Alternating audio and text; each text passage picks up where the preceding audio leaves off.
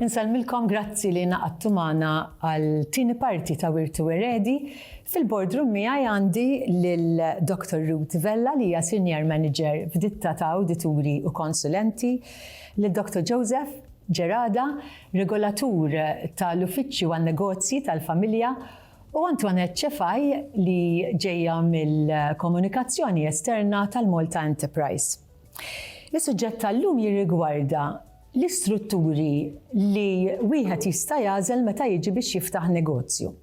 Dr. Vella, meta persuna tiġi biex tiftaħ negozju, xi strutturi legali hemm għad-dispożizzjoni tiegħu? Meta persuna ħatibda tinnegozja, hemm diversi strutturi. Ħanibda bl-aktar wieħed sempliċi. Sempliċi u l-aktar użat meta n-negozju jkun żgħir. Ġifieri qed ngħidu sit ta' ħanut jew persuna li toffri s-servizzi. Hemmhekk persuna tista' tagħmel in-negozju f'isimha, ikun kummerċjant, bl-Ingliż insejħulu sole trader. Bħala sole trader, in-negozju l-persuna hija ħaġa waħda, ġifieri l-obbligi, id-drittijiet li qed jagħmel il-persuna tramite dak in-negozju qed jagħmilhom f'ismu. Ġifieri jekk xi ħadd ħajjiġi biex ifittex għal xi danni għar-riżultat tan-negozju, ħajfittex l-individwu dik ir-riskju li hemm meta persuna tkun qed tagħmel negozju f'isimha. Ovvjament is-sempliċità ma mbagħad ta' dik l-istruttura jfisser li hemm inqas formalitajiet, ġifieri m'hemmx għalfejn tirreġistra n-negozju, hemm formula li trid tissottomexxi biex tinnotifika l-gvern li ħajkun hemm ingaġġ bħala self-employed. Il-bqija m'hemmx aktar formalitajiet, allura l-ispejjeż huma ftit, mhumiex konsiderevoli. Anke l-kodba ma jiġux ma m'hemmx għalfejn, għax il-persuna qed tagħmel il-negozju f'isimha. Però l-vet jibqa' applikabbli. Il-vet jibqa' applikabbli, ovvjament għandek thresholds li jridu jkunu superati biex tara jekk il-persuna m'għandix għalfejn tirreġistra l-vet u kieku taħt liema artiklu. Issa, differenza min-naħa l-oħra hija li persuna tista' tiddeċidi li mhux tagħmel in-negozju f'isimha, ma tagħmel in-negozju tramite ta' entitajiet legali. Issa, mis-soċjetajiet kummerċjali li hemm a dispożizzjoni f'Malta skont il-liġi tal-att tal-kumpaniji hemm tlieta. L-ewwel tnejn huma partnerships li hija soċjetà għandhom kollettiv, il-soċjetà għan komandi ma tantx jintużaw, ma ħan nispjegahom biex imbagħad nagħmel id-differenza bħal tielet waħda li hija l-kumpanija.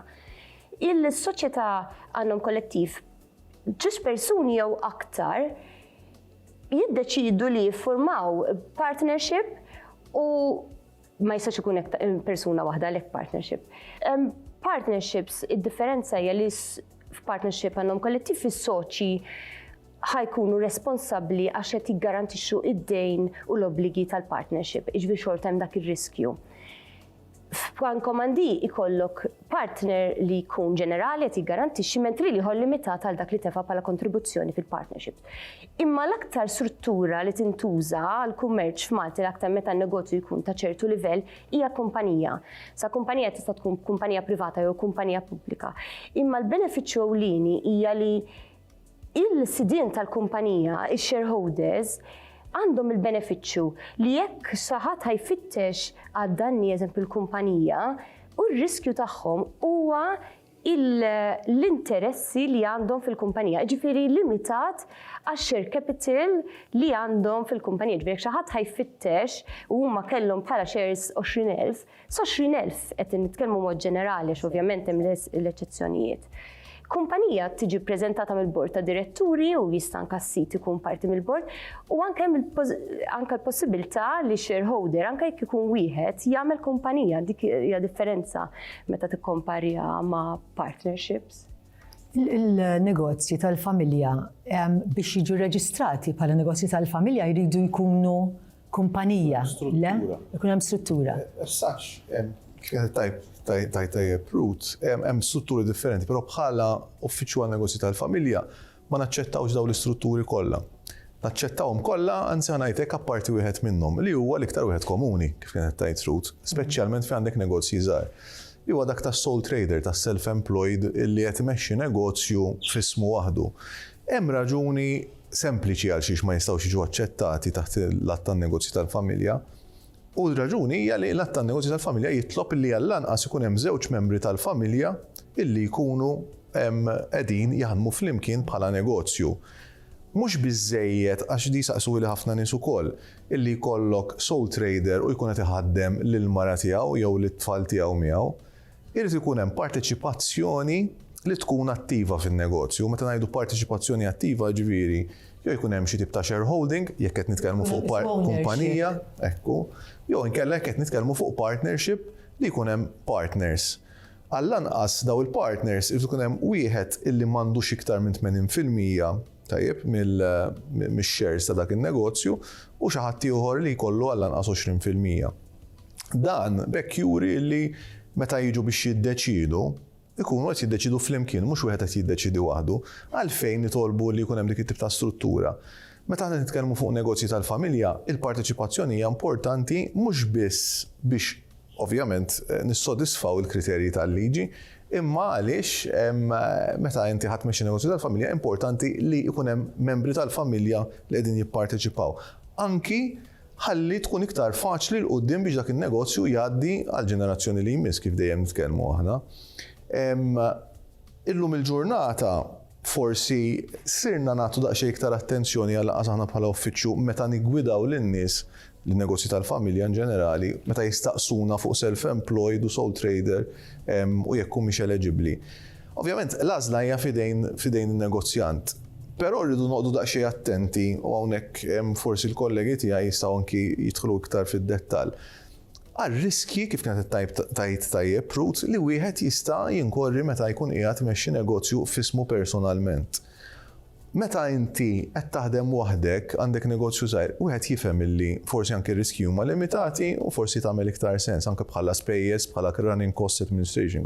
Però llum il-ġurnata sirt niltaqa' ma' negozji fejn jgħidulek isma' jiena inni 25 sena inħaddem 15-il ruħ miegħi, naħdem fil-manifattura fejn forsi hemm ċertu riski u dejjem bqajt naħdem hekk għax qatt ma kelli problema billi naħdem dan il-mod. Forsi hawnhekk wieħed irid jibda jikkunsidra daqsxejn il-pożizzjoni tiegħu. U jara jekk tagħmilx sens illi tibqa' taħdem dak il-mod. Rigward self-employed għalkemm kif kont qed ngħid mhumiex eligibbli biex jirreġistraw magħna, hemm numru ta' inċentivi kif nemmen li ħadd titkellem anki Antoinette, illi xorta waħda self-employed jista' japplika għalihom għax ovvjament daw leġittimament huma negozju wkoll u għandhom bżonn l-għajnuna tagħhom ukoll.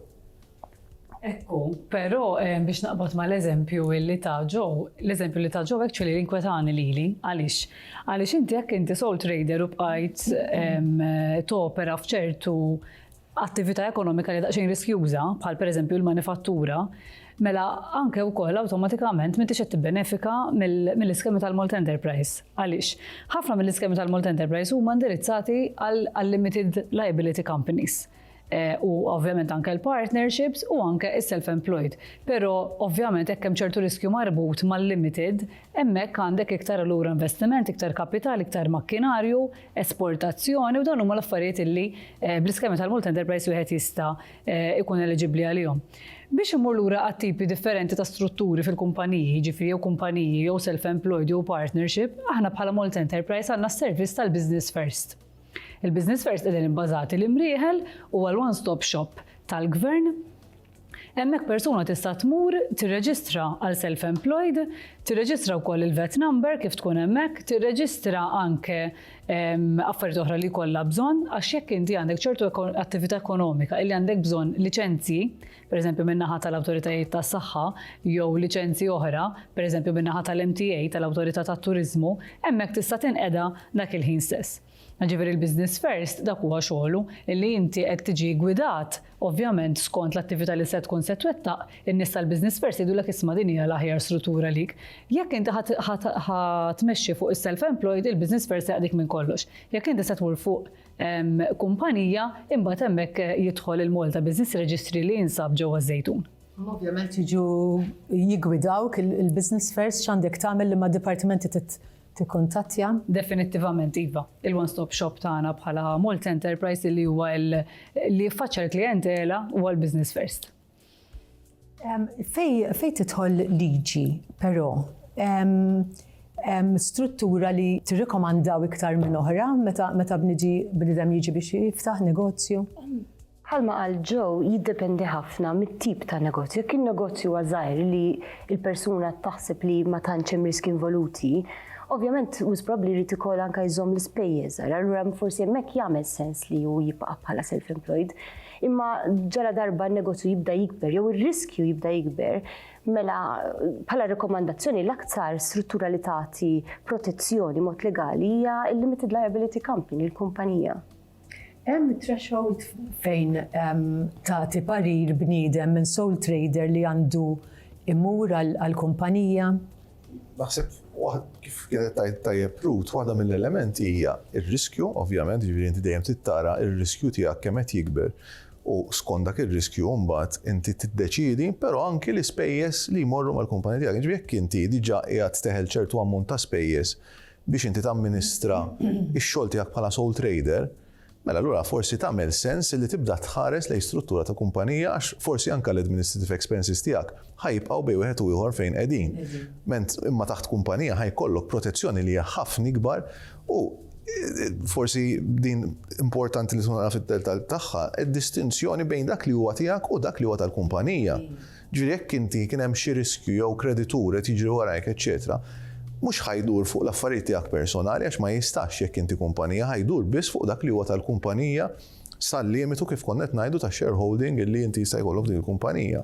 Ġifieri dawn huma elementi li wieħed irid jikkonsidra bis-serjetà, forsi anki bajnuna ta' konsulenti illi jkunu jistgħu jiggwidawh.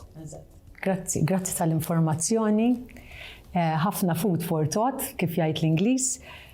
Li tajnikom illum, grazzi li segwejtuna. Nirringrazzja dejjem lill-crew tiegħi, lill-camera people, lill-Josef Azzopardi, lill-David Azzopardi u nirringrazzja lilkom li segwejtuna sal-aħħar. Nawguralkom saħħa u kuntentizza. Grazzi lill-sponsors personali tiegħi. Stefanias, Bata, Screen Hacker, Teoxen, Newme, O'Hare Opticians, Irtok Marlene Vassallo bi prodotti Max Factor, Plan H Healthy Eats.